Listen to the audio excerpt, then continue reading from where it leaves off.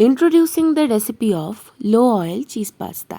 I am telling you, ছোট বাচ্চা থেকে বড়রা অবধি যদি এই খাবারটা খায় একদম চেটে পুটে খাবে। কড়ায় প্রথমে জল দিতে হবে, তারপর নুন আর একটু সাদা তেল দিয়ে পাস্তাগুলোকে বয়েল করে নিতে হবে।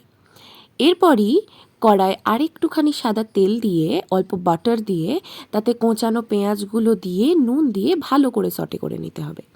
এরপর একটা কাঁচা লঙ্কা কেটে নিয়ে তাতে দিয়ে দিতে হবে, আর তাতে লঙ্কা গুঁড়ো আর ভাজা মশলা দিয়ে ভালো করে সটে করতে হবে। অল্প পরিমাণ চিনি দিয়ে অল্প টমেটো সস দিয়ে আবারও ভালো করে সটে করতে হবে। এরপর একটু জল দিয়ে ভালো করে নেড়ে তাতে পাস্তাটা দিয়ে দিতে হবে। ভালো করে পাস্তাটা নেড়ে তার উপর দিয়ে দিতে হবে একটু ব্ল্যাক পেপার পাউডার। আবার ভালো করে নেড়ে তাতে মায়োনিজ আর লাস্টে অ্যাড অন একটুখানি চিজ, তাহলেই রেডি।